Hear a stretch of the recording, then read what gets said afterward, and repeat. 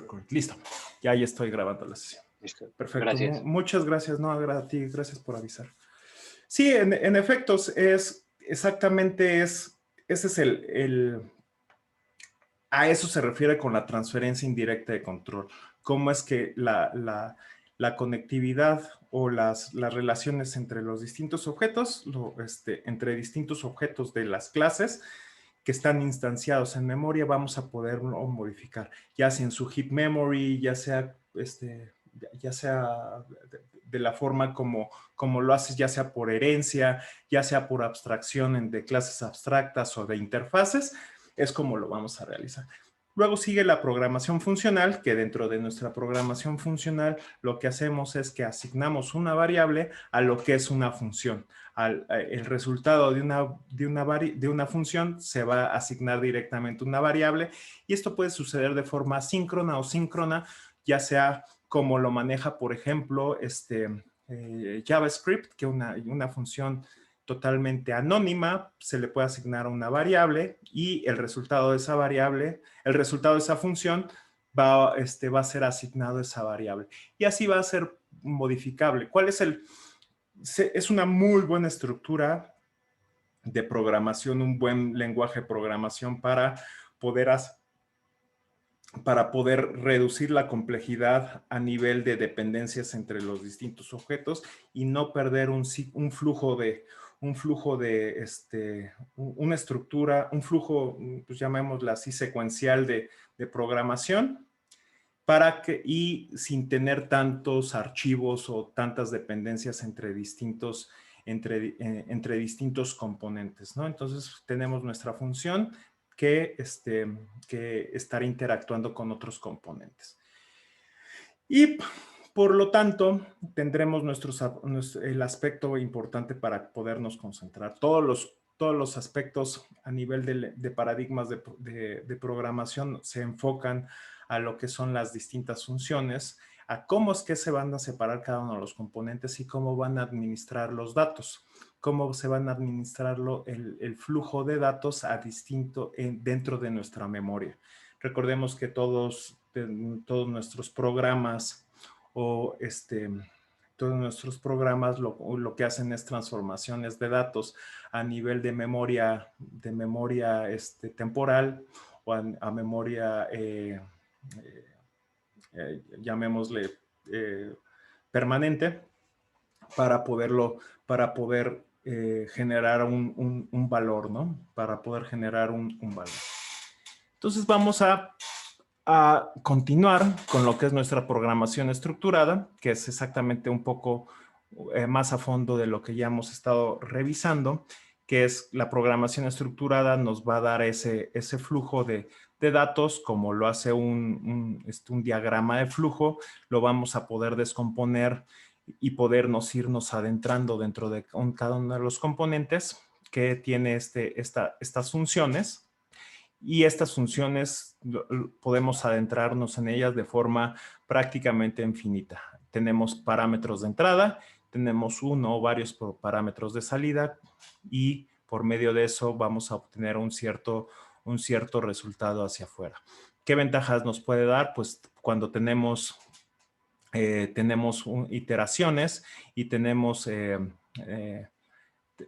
por ahí elementos, una función que se llama dentro de otra función. ¿Alguien me recuerda cómo se llama una función que se llama a sí misma dentro de la función? Como en el ciclo de Fibonacci. ¿Alguien me recuerda cómo se llama? ¿Recursiva? Recursividad, así es, muy bien. ¿Y qué es lo que hace esa función? Pues se llama a sí misma, ¿no? Pero siempre tiene el mismo ciclo de trabajo hasta que un punto dentro del flujo de programa de la recursividad termina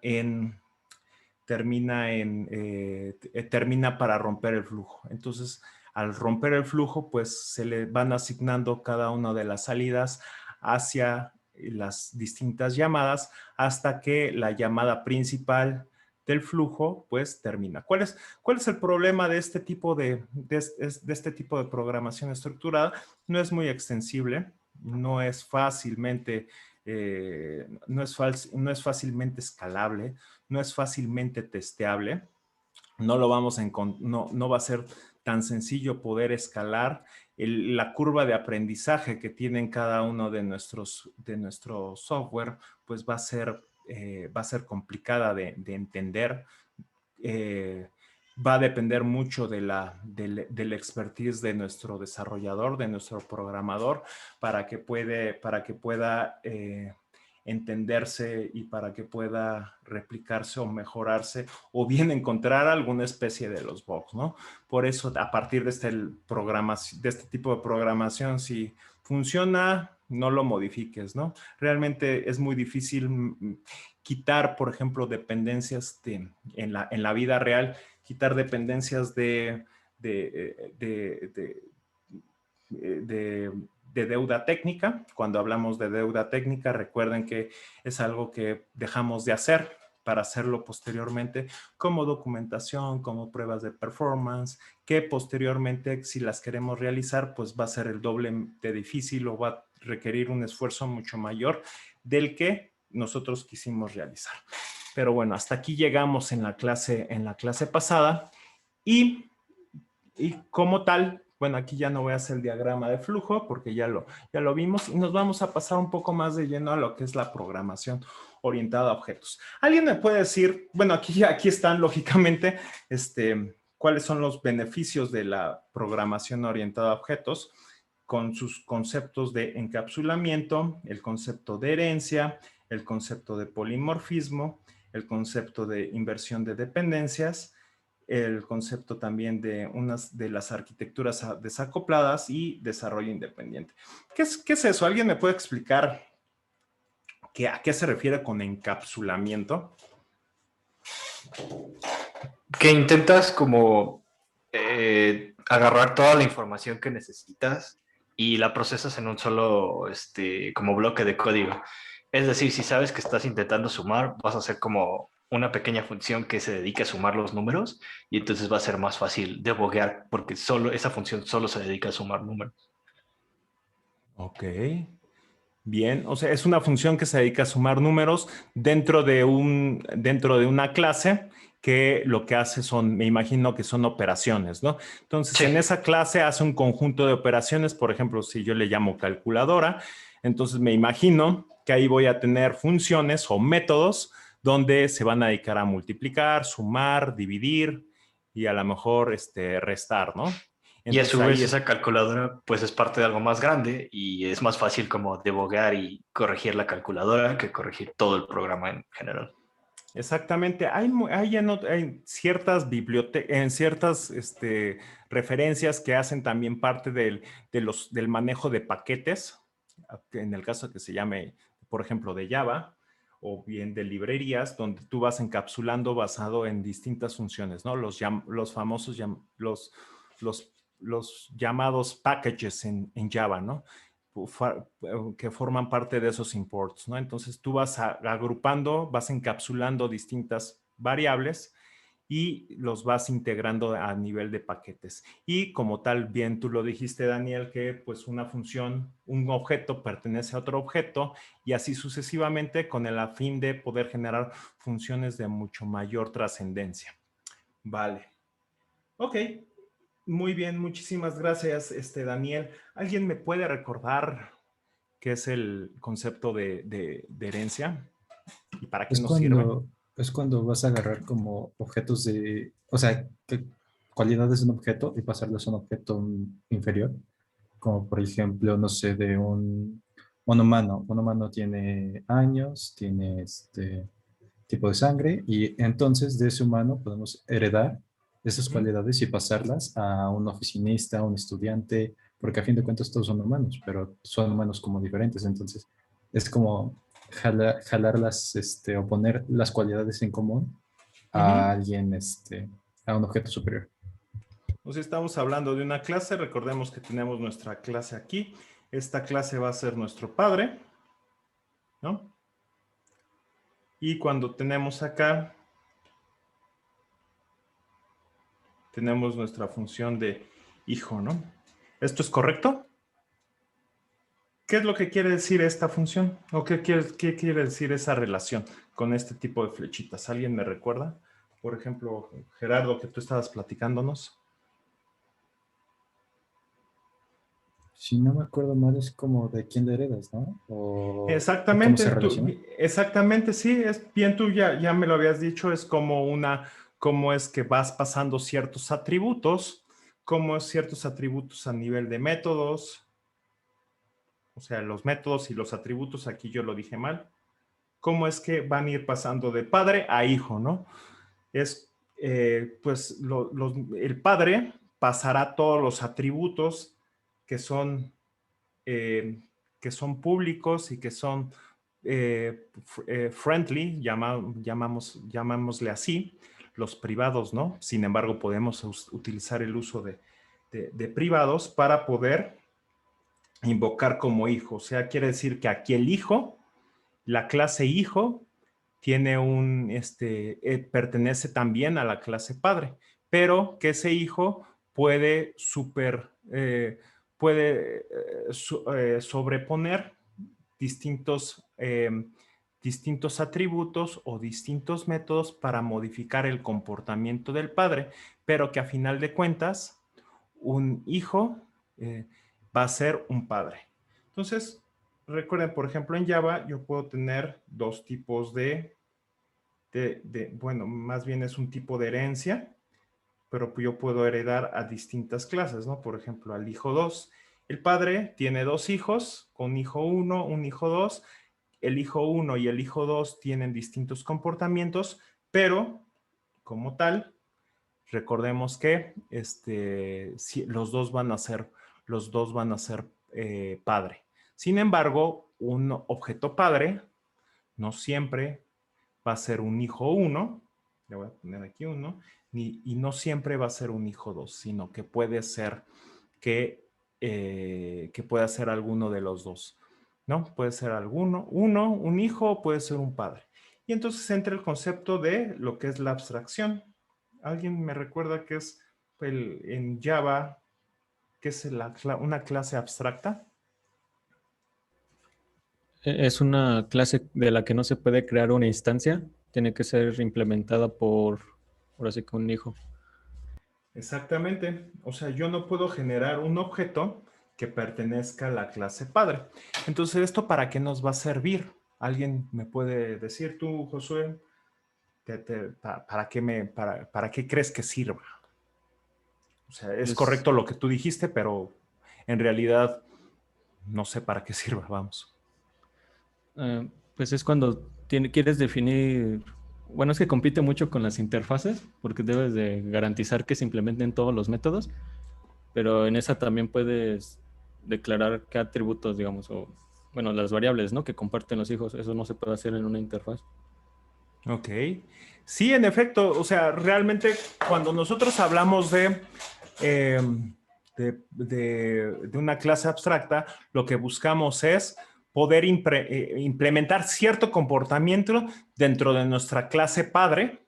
Sin embargo, yo no quiero que haya ningún padre, ¿no? O sea, quiero que sea un padre, pues, etéreo, ¿no? Que no exista como tal un objeto de clase Java, de clase padre, sino que nos vayamos directamente a poder implementar hijo 1 o hijo 2. A diferencia con las interfaces, que las interfaces como tal únicamente definen el contrato, o sea, definen los métodos que necesitan existir para que, para que puedan ser implementados dentro de nuestra clase hijo, más no definen comportamiento, únicamente definen un contrato, definen la manera en cómo se van a comunicar. Mientras que la clase abstracta como tal sí define esos atributos y puede utilizar. ¿Cuál es el concepto a utilizar con una clase abstracta? ¿Alguien recuerda otro concepto importante de la programación orientada a objetos? ¿Alguien se recuerda de eso? ¿Es lo ¿Se de acuerdan? polimorfismo? Exactamente. ¿Alguien se recuerda qué es polimorfismo. No vi quién lo comentó. Según yo me acuerdo, en cuanto al polimorfismo era que se podían hacer diferentes instancias de una clase, pero llamándola, por ejemplo, con diferentes parámetros, utilizando sobrecarga, entre otras cosas. O sea que es como dice el nombre, ¿no? Significa muchas formas, ¿no? Entonces es un objeto que llamas, pero que tal vez el mismo objeto puede tener diferentes métodos dependiendo a cómo se inicializó. Exactamente, o sea, yo tengo un objeto de clase, un objeto que es del tipo padre, ¿sale? Yéndome al mismo ejemplo.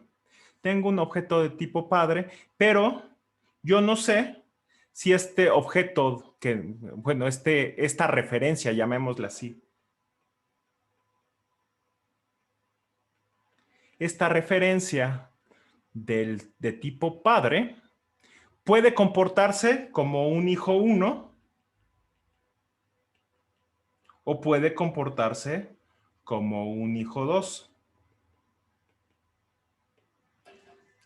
Vamos a irnos a hacer un flashback directamente a nuestra clase de programación, utilizar el mismo, el mismo ejemplo que vimos en clase de fundamentos de programación. ¿No? Yo tengo una clase abstracta que se llama, vamos a llamarle Podría animal. ser una... Adelante, José. Sí, le voy a decir, creo que un buen ejemplo podría ser una clase abstracta que sea figura, que tenga como la función de área, y de ahí puedes crear una clase hijo que sea como círculo y otra cuadrado. Ándale, me gusta, aunque yo me iba a ir por el otro ejemplo de los animales, donde el animal se puede comportar como una jirafa o bien como un pez, pero me gusta eso. Por ejemplo, yo tengo una clase figura, me gusta ese ejemplo. Y en una figura, yo tengo mi clase abstracta y esta figura, yo tengo clases hijo, ¿no? ¿Se acuerdan de esta manera? Yo tengo un círculo,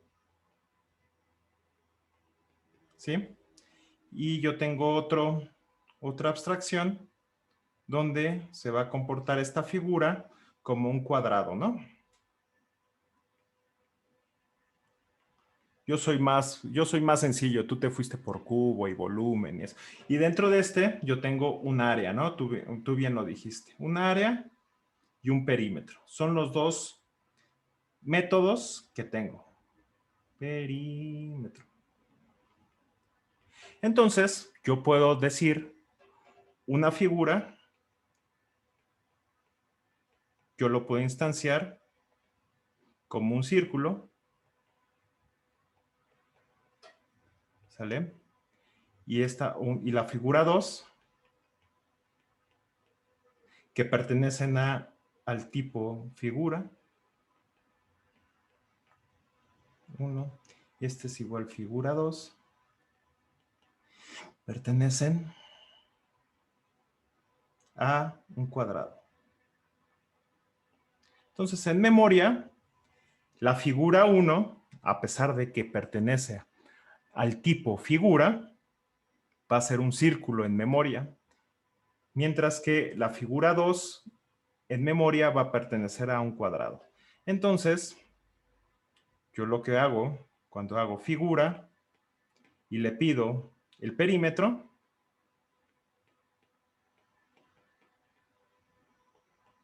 figura 1, le pido el perímetro, pues va a ser el cálculo de un círculo. Va a ser pi por diámetro. ¿Sale? ¿Pi por diámetro? ¿Por 2? No, es pi por diámetro nada más. Mientras que si yo hago figura 2, va a ser el cálculo por medio de 4 por lado, ¿no? Básicamente es como lo estaría haciendo, ¿no? Ese tema de polimorfismo. Es importante recordar estos elementos de los patrones porque lo vamos a ver en los patrones de diseño. Entonces, es bien importante poder entender y poder recordar esto, que ya lo saben de sus clases de fundamentos de programación. Y por último, otro elemento importante que habíamos revisado es la inversión de dependencias. ¿Alguien se acuerda qué es la inversión de dependencias?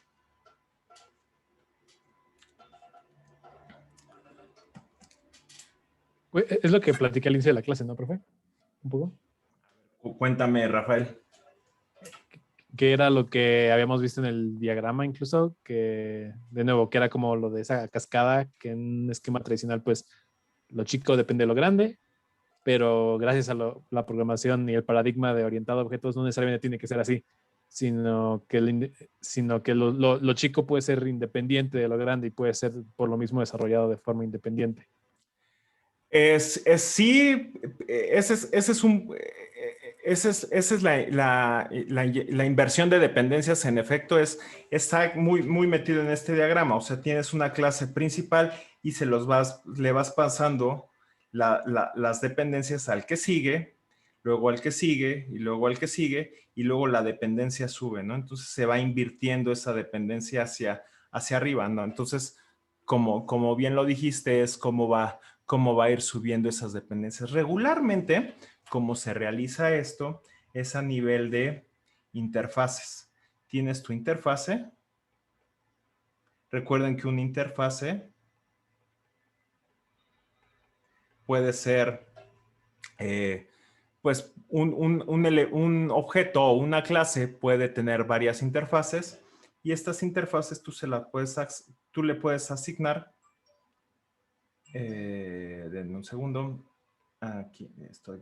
Borré todo. Disculpen. Aquí tengo mi interfase. Y yo tengo mi otro objeto, ¿no? Que implementa la interfase.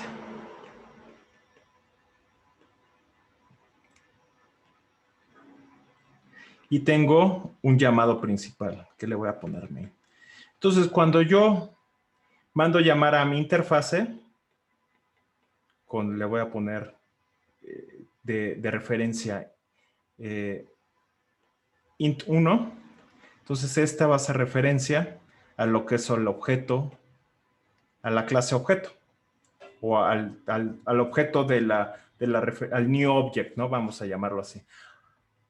Entonces, cuando yo le pongo la dependencia de int y mando llamar un método de su interfase, entonces yo estoy invirtiendo la dependencia. Quien me va a atender la dependencia no es la interfase, sino va a ser la implementación de ese método. Y este método puede llamar a otros métodos, como bien ya lo dijiste, a objeto 2,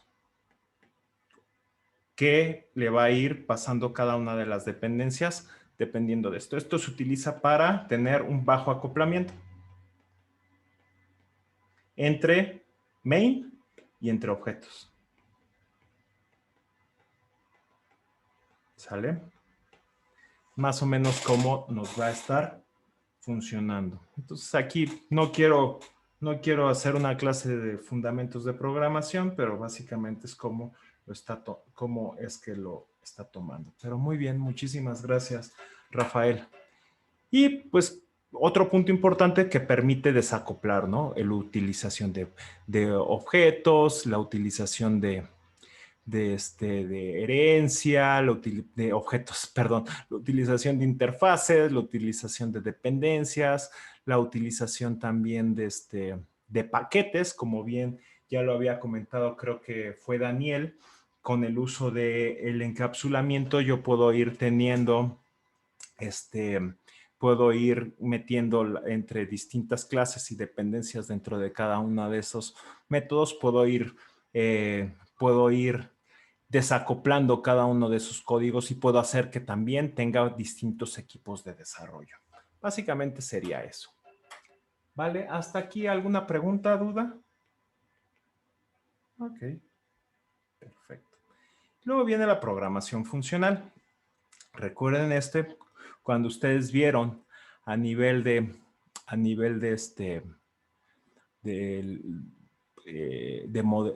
en su clase de modelado de sistemas, vieron este tipo de esquema, que esto nos representa cada uno de estos cuadritos con ese rectángulo hacia los lados nos va a representar un componente. Esos componentes es una pieza indivisible de código, por eso es un cuadro, el cual se comunica por medio de estas interfaces, esas interfaces de acoplamiento. Eso es lo que nos indica, ¿no? Entonces, cada uno de esos elementos va a ser llamado, va a modificar su comportamiento por otros componentes que les vamos a llamar componentes mutables, ¿no? Componentes que van a cambiar su comportamiento cuando interrelacionan entre los distintos componentes. Por ejemplo, ahí vemos este esquema, este meme bastante interesante, donde habla sobre un lenguaje de programación funcional con mezcla de algunos otros lenguajes de programación, ¿no? Como lo que es F#. Es un lenguaje funcional de Microsoft que utiliza C# y que es un lenguaje orientado a objetos y utiliza una programación funcional. Entonces, la mezcla pues hace algo raro. Pero, bueno, antiguamente sí era muy utilizado. Ahora todo el mundo ya implementa programación funcional con orientado a objetos. Por ejemplo, las lambdas de Java representan un paradigma, de orientado a funciones. El uso también de arrow functions en JavaScript también nos representa, a pesar de que ahí no es un 100% un lenguaje orientado a objetos, ahí es un lenguaje más estructurado, JavaScript, pero lo podemos implementar por medio de funciones.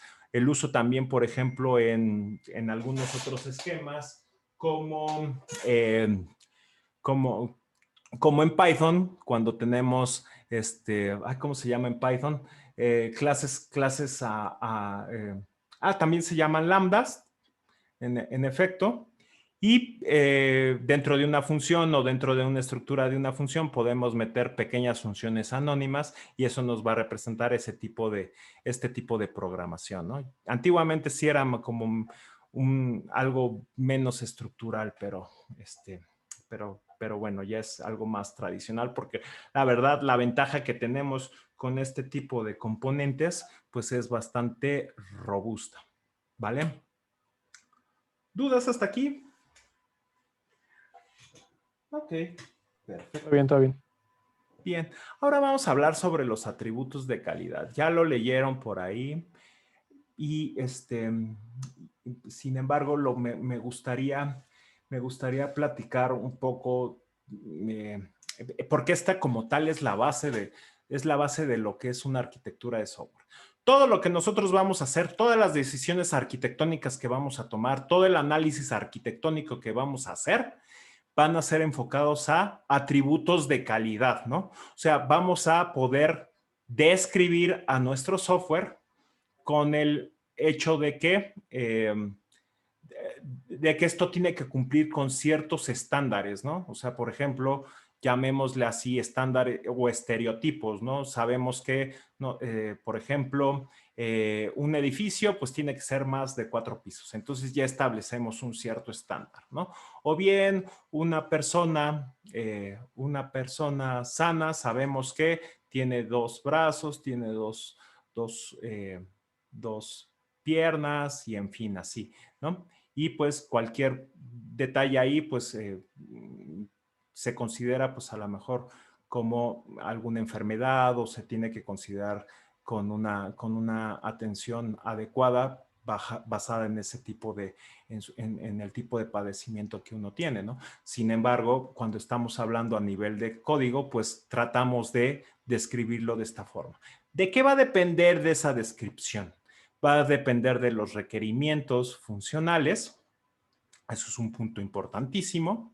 Por ejemplo, o sea, ¿qué es lo que nuestro código o nuestro conjunto de piezas de código quiere lograr a nivel de valor o a nivel de lógica, a nivel de transformación de datos? Eso es un punto importante. Si logra su objetivo, si nosotros podemos medir cuántos requerimientos o cuántos casos de uso o cuántas historias de usuario está cumpliendo y está satisfaciendo para generar o para satisfacer la hipótesis de nuestro sistema, estamos hablando de calidad, ¿sale? Estamos hablando de que está cumpliendo o no la calidad. Sin embargo, esta calidad pues, puede ser parcial o no parcial, ¿no?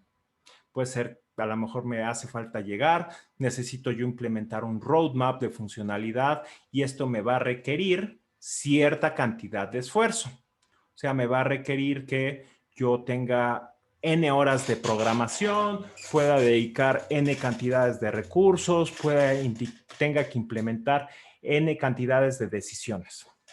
Sin embargo, también, por ejemplo, está dependiendo de los estímulos externos. ¿Alguien me puede decir a qué se refiere esto según la lectura de Say con un estímulo externo?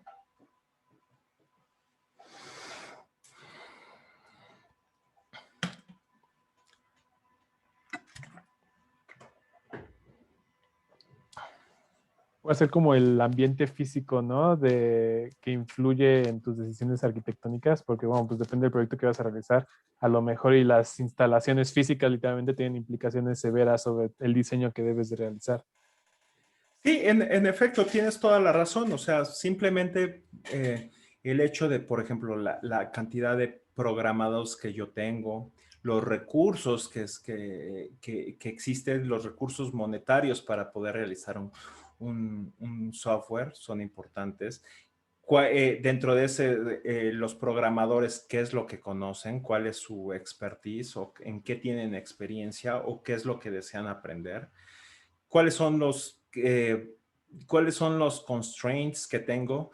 Ya sea que necesite implementarlo en la nube, ya sea que necesite implementarlo en un ambiente tradicional, en un centro de datos, ya sea que tenga que vivir dentro de un teléfono móvil o bien tenga que vivir en algún desktop.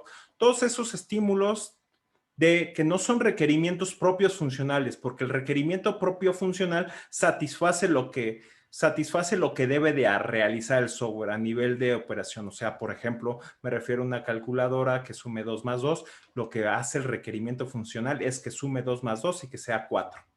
¿Vale? Eso es un requerimiento funcional. Mientras que un estímulo externo, que son, por ejemplo, el ambiente, el tipo de usuarios, todo eso, pues nos van a dar factores de decisiones arquitectónicas, si lo tenemos que implementar en un móvil, si lo tenemos que implementar en un desktop, si lo tenemos que implementar en la nube, si tenemos que guardar mis datos en un tipo de base de datos. Todo ese tipo de decisiones son influidas por los usuarios, son influidas por la conectividad, por el tiempo, por los recursos disponibles, ¿vale? O bien por la cantidad de personas, hardware, en fin, todo ese tipo de estímulos que están. Luego viene el tema de los artefactos. ¿Cuál va a ser el producto que vamos a estar generando? ¿A qué se refiere con el producto? Con artefactos se refiere a la cantidad de procesos, a la manera de comunicar con el mismo dentro de los mismos módulos o componentes, cómo es que los vamos a persistir, cuál va a ser el proceso el proceso y de almacenamiento de los datos o el proceso de generación de ciertos procesos, ¿no? O sea, todos esos estímulos que habíamos tomado en cuenta de personas, cómo es que se van a estar procesando dentro de este artefacto, van a decidir eso, ¿no? Lo que comentábamos sobre bases de datos, sobre el sistema operativo, sobre cuál van a ser los canales de distribución, si va a ser por internet, si va a ser local, si va a ser únicamente para la oficina, si va a ser para un set de usuarios. Ese como tal, esa descripción de ese artefacto es lo que me va a definir cuáles son todas las piezas que lo van a estar constituyendo. Luego viene la respuesta. La respuesta se refiere a cuál va a ser la manera en cuál va a responder, ya sea por medio de una falla, cuál va a ser la cantidad la trazabilidad que se le va a dar a cada uno de los errores, cómo es que se va a notificar que se realizó de forma exitosa o no exitosa cierta transformación, cómo es que qué es lo que va a pasar si falla ese sistema, cuánto tiempo se va a tardar en poderse responder, de poderse levantar de nueva cuenta o poder reestructurarse, cómo es que se va a poder arreglar esa respuesta. Y por último, la medida, ¿no? O sea, todo lo que sucede en ingeniería, todas las decisiones que nosotros hagamos a nivel de requerimientos de arquitectura se tienen que medir, ¿sale? Con el afán de que pueda retroalimentarse. Recuerden que, como lo habíamos visto en arquitectura ágil, siempre tenemos que tener un ciclo iterativo donde tengamos la menor cantidad de recursos disponibles para tener feedback rápido. Eso es lo que va a suceder, ¿no? Y siempre y cuando, pues siempre vamos a tener unas ciertas restricciones, ¿no? Restricciones que a pesar de que nosotros estemos buscando esto, estas restricciones nos van a limitar. Como, pues hablamos de dinero, hablamos de conocimiento, hablamos también de tiempo. De todo eso estamos hablando con respecto a las restricciones. ¿Vale? ¿Dudas hasta aquí? Bien. Entonces, cuando nosotros seguimos, vamos a tener distintas maneras de poder generar esas decisiones de responsabilidad, ¿no? ¿Cuáles son esas decisiones? Entonces, yo voy a poder establecer lo que es la responsabilidad. Esas decisiones van a establecer la responsabilidad de que, ¿qué le suena a este punto? Establecer responsabilidad con respecto a la calidad.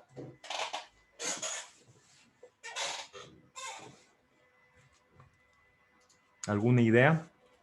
¿O ya se me quedaron dormidos? Pues a mí lo que se me ocurre es que a lo mejor entre los diferentes miembros del equipo también está dividido, o sea, a su vez, en como miembros que se dedican únicamente a calidad y que cada uno de esos va a responder o a revisar diferentes elementos de lo que se tiene que ver de calidad, a lo mejor. Sí, bueno, yo me iría un poquito más de fondo, pero tienes mucha razón. Cuando nosotros desarrollamos un software, por ejemplo, en la vida no tradicional, en la vida real, pues habrá alguien encargado de la integridad de los datos, ¿no? Por ahí se oyen personas como un DBA o bien el mismo desarrollador que va a hacer la lógica de negocio, va a ser el responsable del manejo de las transacciones dentro de mi base de datos, o bien va a ser el responsable de hacer la transformación de datos para poderlo insertar dentro de mis objetos en mi MongoDB, por ejemplo, ¿no?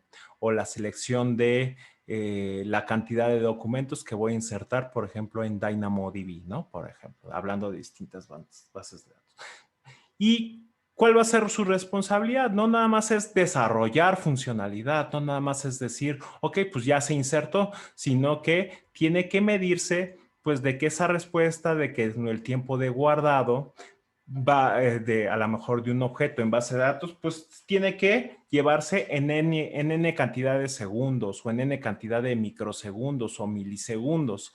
O bien, determinar, pues, ok, mis datos tienen que persistir durante n cantidades de años o n cantidades de días. O bien tiene que llevar un track de cualquier tipo de movimiento que exista sobre ese objeto. ¿Qué es lo que pasa? Por ejemplo, con alguien que tiene la misma responsabilidad a nivel de infraestructura. Hablamos de un equipo todavía tradicional donde hay un ingeniero de redes, ¿no? Que ese ingeniero de redes, pues lo que tiene que establecer es la comunicación rápida, estable y siempre disponible entre la base de datos y nuestro servidor de aplicaciones. ¿Por qué? Porque se encuentran distribuidos. Entonces aquí sabemos que además de mi DBA o además de mi desarrollador, hay otro punto adicional que va a ser el ingeniero de infraestructura, ¿no? que va a ser la parte de redes, que va a ver la disponibilidad del servidor a nivel de sistema operativo, a nivel de motor de base de datos, para que siempre esté disponible y los datos estén totalmente fijos, ¿no? Bien, ahí hay otro, o puede haber otros participantes, llamémosle por ahí el desarrollador de frontend o el diseñador gráfico que va a ser la experiencia de usuario. Entonces, dependiendo de todos estos esquemas de calidad, va a establecer ese modelo de responsabilidad. ¿Vale? Muy bien, muchísimas gracias, Natalia. Luego viene el modelo de coordinación. El modelo de coordinación, ¿a qué le suena que se refiere?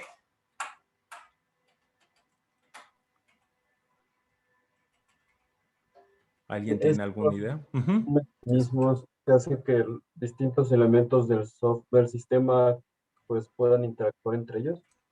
Exactamente, vamos a establecer la comunicación que sucede entre los recursos, entre los distintos componentes o métodos, por ejemplo, entre el frontend, por ejemplo, con el backend, con la base de datos, o bien con un API de terceros, o bien con otra base de datos, o bien con un archivo que se encuentra remoto, y entonces tienes que realizar una conectividad a nivel de VPC. Sin embargo, eso es parte, ¿no? Hablando de VPC, hablando de redes, perdón.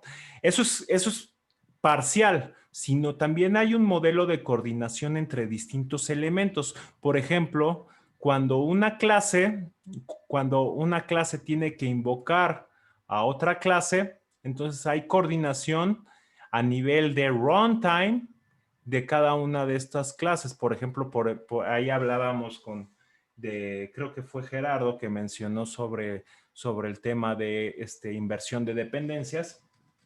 Entonces, cada una inversión de dependencias, si hay equipos distintos y distintos participantes, pues tiene que haber ese estímulo que genere la disponibilidad de forma adecuada a nivel de distintos runtimes para poder generar esos datos, ¿no?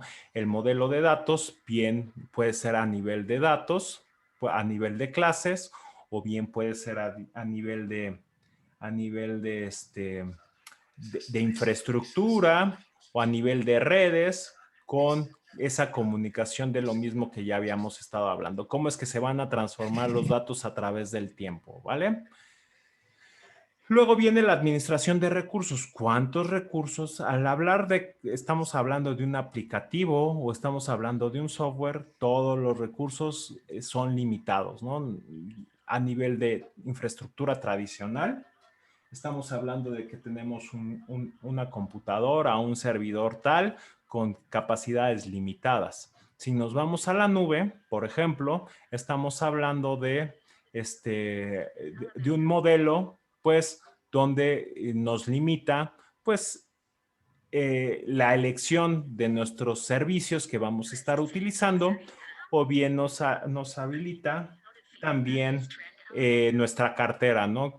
El presupuesto que tenemos mes con mes para poder satisfacer esos requerimientos a nivel de elementos arquitectónicos. Luego vienen otros elementos arquitectónicos que van a definir qué es. Pónganse en mute, déjenme ver quién está en mute. Iván. ¿O querías participar? Ahí está. Perfecto. Perdón, profe. No te preocupes. Es que ahí está la película. Sale. Y pues bueno, viene la selección de elementos arquitectónicos. ¿A qué se refiere con este punto de elementos arquitectónicos? Pues de que vamos a seleccionar todas las piezas del rompecabezas necesarias, desde marcos de trabajo, vamos a seleccionar también tipo de base de datos, vamos a seleccionar también el tipo de lenguaje de programación, vamos a seleccionar muchas cosas que en su conjunto nos van a extender los requerimientos y atributos de calidad.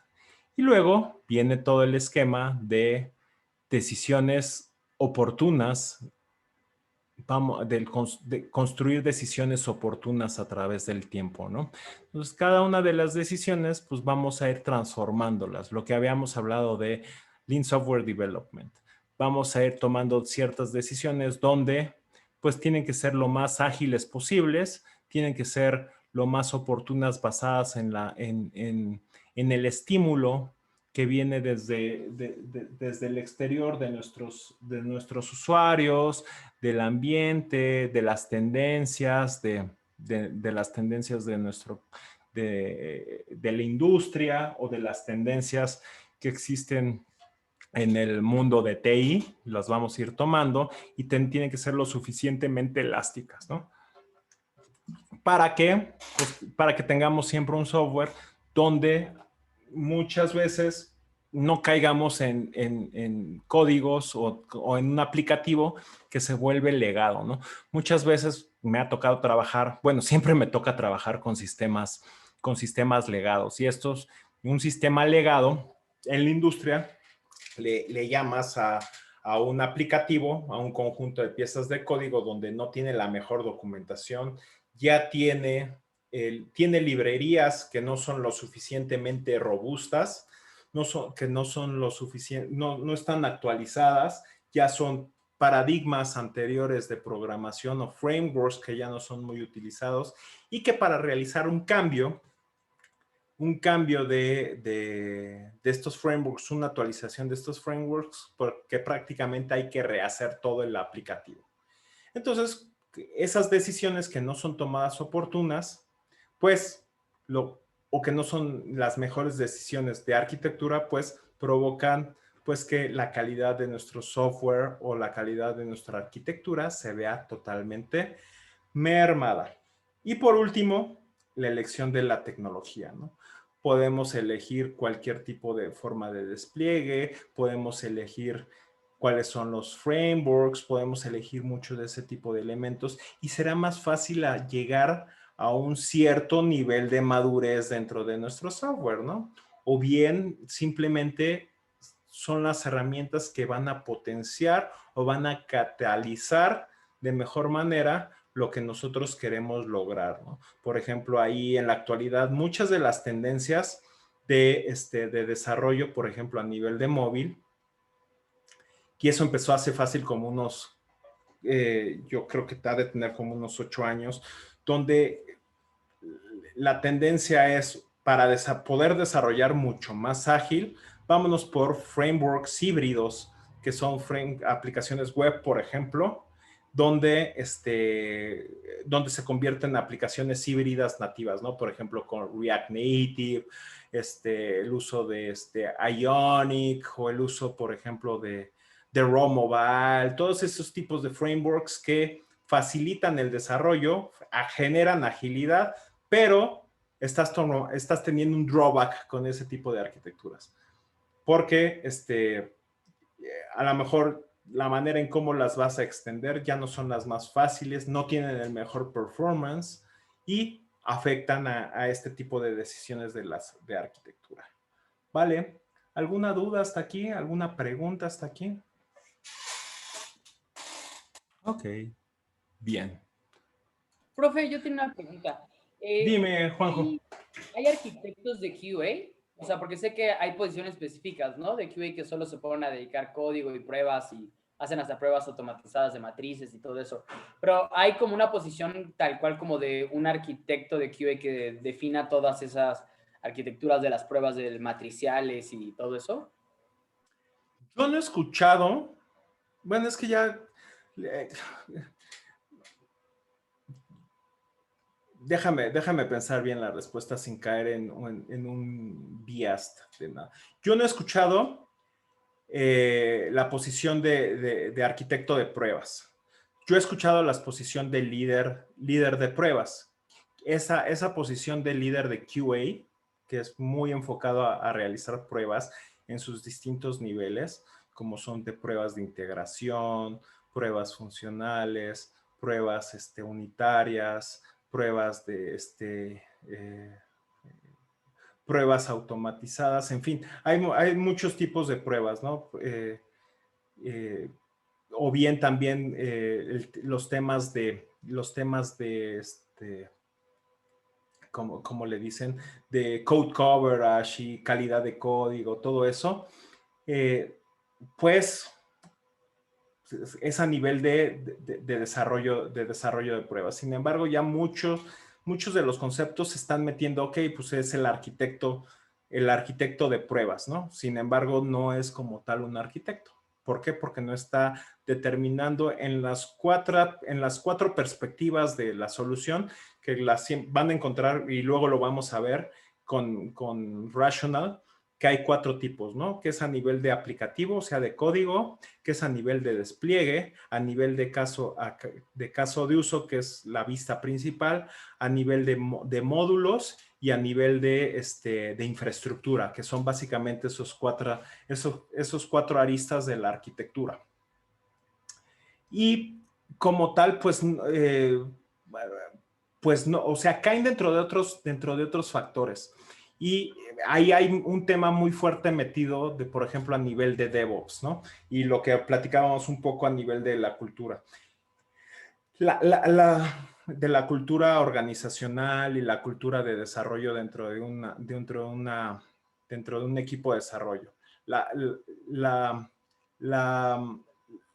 calidad tiene que ser parte del equipo de desarrollo, no tiene que haber un elemento tercero. Sin embargo, en ocasiones es necesario que exista ese elemento tercero para validar la calidad del código y validar la calidad de pruebas que realizan el mismo equipo de desarrollo. Entonces, el equipo, por medio de toolings que se le otorga a este equipo para self-service por medio de DevOps. Por ejemplo, ahí hay herramientas de SonarQube, Cucumber, GitLab. O sea, hay un montón de herramientas que te van a asegurar esa calidad y vas a poder implementar disciplinas de código como BDD, TDD. Todas esas disciplinas las puedes estar incluyendo ahí. Y en ocasiones, por ejemplo, en ambientes muy robustos, muy constrained, como en lo que son los bancos, sí tienes un ente que valida esas pruebas, valida esa automatización de pruebas y realiza pruebas de integración. Y esas pruebas de integración es para validar que lo que desarrollaron, pues el usuario lo puede hacer bien. Pero regresando a tu pregunta, Juanjo, yo en lo particular en estos últimos años, y hablo de los últimos años, no he visto como tal a un arquitecto de pruebas. Y me voy a remontar a la siguiente versión. Me gustaría mostrarles, déjenme mostrarles un poco de lo que es este archivo. En AWS se los voy a mostrar en AWS. Déjenme compartirles esta página, este recurso, se los voy a pegar aquí en el chat para que lo revisen. Es un marco de referencia, un marco de trabajo de lo que es una arquitectura bien hecha. Si se fijan, a nivel de nuestra arquitectura bien hecha en AWS, o sea, porque hay una metodología adecuada para poder desarrollar en AWS, es la operación, o sea, la excelencia en la operación. Esto se refiere a cómo voy a administrar mis recursos, cómo voy a realizar mis respaldos, cómo voy a proteger al usuario a nivel de protección de datos. Luego viene la parte de seguridad.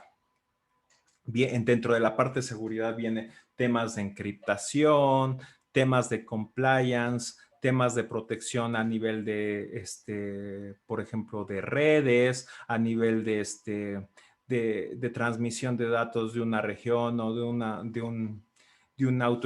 una availability zone hacia afuera, cómo es que se va a exponer a Internet, pues en este caso un cierto aplicativo, si es que se expone a Internet, o bien cómo es que se va a comunicar con el data center de un aplicativo, por ejemplo, ¿no? Viene el tema de reliability, que es el hecho de cómo una aplicación dentro de Amazon va a ser lo suficientemente robusta para que en el caso de que falle pueda levantarse o puede estar siempre disponible, ¿no? Puede estar pues prácticamente con la mejor calidad hacia el usuario, ¿no? Disponible, con mejores tiempos de respuesta. Luego viene el tema de la eficiencia en el performance, o sea, realmente que sea una aplicación rápida, que tenga el mejor acceso a base de datos, que no se genere timeout, que no genere ahí errores de falla en la disponibilidad. Todo eso está ahí. Luego viene el tema de optimización de costos, básicamente que son los 5 pilares. Y bueno, herramientas que te ayudan a validar. Ese es nuestro Well Architected Framework, ¿no? Son los 5 pilares. En ningún momento dice sobre la calidad. ¿Por qué no va a decir sobre la calidad? Porque todos los elementos tienen atributos y cualidades en los cuales te van a asegurar la calidad. O sea, la calidad es un esquema 100% que aplica para todo. Y regresando otra vez a tu pregunta, Juanjo, o sea, muchas veces en la industria se confunde la calidad con la validación de los casos de uso. Y no forzosamente es eso. La calidad se refiere a todos estos elementos, por ejemplo, operación, reducción de costos, alta disponibilidad, los mejores datos, la mejor eficiencia, todo eso me va a representar la calidad y está representado en este diagrama. Pero no quiero ser totalmente, no quiero ser un biased en esto, no quiero decir, es que el profesor nada más habla sobre AWS. Sí, conozco muy bien AWS porque es lo que trabajo día con día y me dedico como tal a cuidar la calidad de nuestro software, de nuestros clientes. Sin embargo, aquí está el mismo marco de trabajo para Google Cloud, ¿no? Y si se van a Azure, prácticamente va a ser lo mismo. Y les hablo de la nube porque en la nube, pues es lo de moda, es donde ustedes van a poder interactuar rápidamente, aunque hay una materia exclusiva para desarrollo de aplicaciones en esta, pero me gusta hablar sobre estos temas muy recientes. Si se fijan aquí, este centro, en Google Cloud, el framework de arquitectura, si lo leen detenidamente, habla igual exactamente sobre los beneficios, sobre la calidad que tiene. Y dentro de esa calidad, si se fijan, dentro de esto, habla sobre excelencia operativa, sobre la privacidad y cumplimiento de los datos, o sea, sobre compliance, sobre el privacy de los datos, sobre la confiabilidad, sobre el rendimiento y operación. Son distintos elementos, son distintos pilares, a nombre de pilares. Por ejemplo, nosotros en AWS hablamos sobre optimización de costos. Aquí no tienes optimización no, también sí tienes optimización de costos, pero está incluyendo la parte de resiliencia junto rendimiento. Por ejemplo, déjenme hacer una búsqueda rápida, espero que lo pueda encontrar. Azure.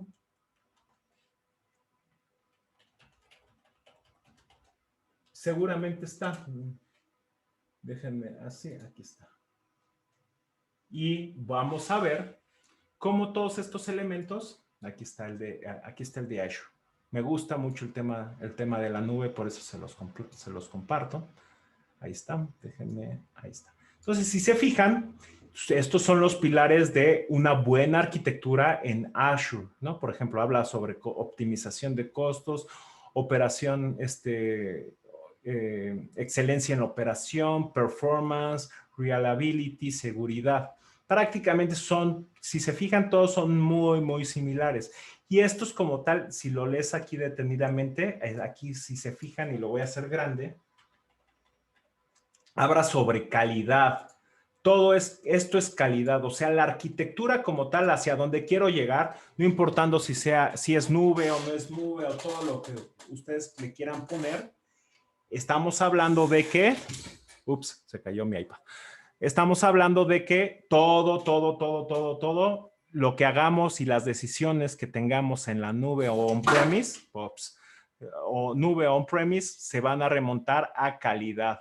Todo es sobre la calidad de nuestras aplicaciones. Y esto está limitado aquí sobre custom optimization, operational excellence, performance efficiency, reliability, security. Entonces, como conclusión, la calidad involucra todo, involucra desde el software, desde los servicios que vamos a utilizar, desde los costos, desde el performance, desde la seguridad. Todo es calidad. Aquí igual lo mismo, o sea, y eso es así como más como interno en AWS. En AWS hablamos sobre security. Security, it's the number one task. Es la tarea número, en este caso es la número uno. Es lo primero que siempre tenemos que estar buscando por los drawbacks, por cada uno de los riesgos que tiene en la nube. Sin embargo, lo que nosotros buscamos es generar como tal calidad. Siempre es calidad, calidad, calidad, calidad. Y la calidad se logra por medio de esto. Esta es la manera en cómo nosotros percibimos la calidad. ¿Dudas hasta aquí? ¿Preguntas? Todo bien, profe. Ya sé que ya se me quedaron dormidos. No, no se me duerman. Pero bueno, sale. Ok. Listo, son 8:20. ¿Les parece? Tomamos 15 minutitos de descanso y regresamos a hacer la actividad en nuestros breakout rooms sobre la actividad que está en la plataforma. Ok. Yo Perfecto. tengo una Y profe, pregunta. vale, Perfecto. profe. Dime. Tal vez es más como curiosidad, pero sé que es difícil responderla, pero más o menos como en qué aproximado del proyecto es lo que se dedica en recursos a la calidad. O sea, sé que varía mucho de proyecto y empresa, pero en un cálculo así aproximado sería, no sé, el 30% de los recursos se dedican a la calidad y pruebas específicamente, o más o menos cuánto. Regreso, o sea, todos estamos enfocados en la calidad. O sea, todo lo que tú vas a estar, si tu código, tú como desarrollador vas a hacer tu código con calidad. Eso es como parte de la cultura. Tú como arquitecto vas a diseñar el conjunto de soluciones donde vas a conceptualizar la calidad así. Si lo que tú buscas es validar que se cumplen los requerimientos funcionales, que eso es otra vertiente de la calidad, que es importante también. Es totalmente variable. Por ejemplo, en instituciones financieras, en bancos, o sea, por cada desarrollador hay un tester que prueba que se esté desarrollando, ¿no? Y eso lo prueban en un ambiente de preproducción o de UAT, ¿no? De User Acceptance Testing. Entonces lo hacen. Luego, hay otros equipos que son pues que son más centralizados, que prueban prueban seguridad, por ejemplo, ¿vale? Prueban la parte de seguridad, entonces hacen pruebas de penetración, hacen pruebas pues a nivel de sniffers y todo eso, ¿no? Ya que pasó ese nivel de pruebas, luego viene las últimas pruebas, que son pruebas de performance. Es donde le empiezan a meter con otras herramientas. Por ejemplo, ahí hay herramientas que se llaman worms y todo eso, que lo que hacen es que prueban que tu sistema pues sea lo suficientemente escalable o sea lo suficientemente elástico para responder a las cargas inesperadas de tus usuarios. Entonces, pues como si te fijas ahí, pues tienes un equipo muy robusto y se invierte muchísimo dinero en poder tener esa calidad. Pero hay en otros lugares, me ha tocado trabajar en otros lugares donde no tienes como tal ningún equipo de testers. Simplemente así como lo desarrollas, haces un peer programming con otro de tus integrantes del equipo y lo prueban y listo, ¿no? Y así sale a producción. Y no quiere decir que la calidad sea mala. Simplemente es otra estrategia y son otros requerimientos que tienen. Lógicamente, cuando hablas de con dinero, pues el dinero siempre es máxima prioridad, ¿no? Entonces, ahí está. Es, básicamente, entonces, decir tu número sí es algo arriesgado, pero depende mucho de la naturaleza de dónde estés haciendo tu aplicativo. No sé si respondí tu pregunta. Sí, es que era más una curiosidad porque justamente yo estoy en el área de testing en la empresa en la que trabajo, pero nosotros nos dedicamos más como al testeo de dispositivos electrónicos, por ejemplo. Entonces, como que no me quedaba muy claro en software qué tanta diferencia hay respecto al tipo de pruebas que se hacen y todo. Pero Te digo, supongo es que es la más, misma. sí, es más o menos, es más o menos como es, depende mucho de la industria, depende mucho también de la calidad. Te digo, en muchas industrias de software que vienen desde un desarrollo en cascada, sí tienen elementos propios para realizar eso, y eso varía, ¿no?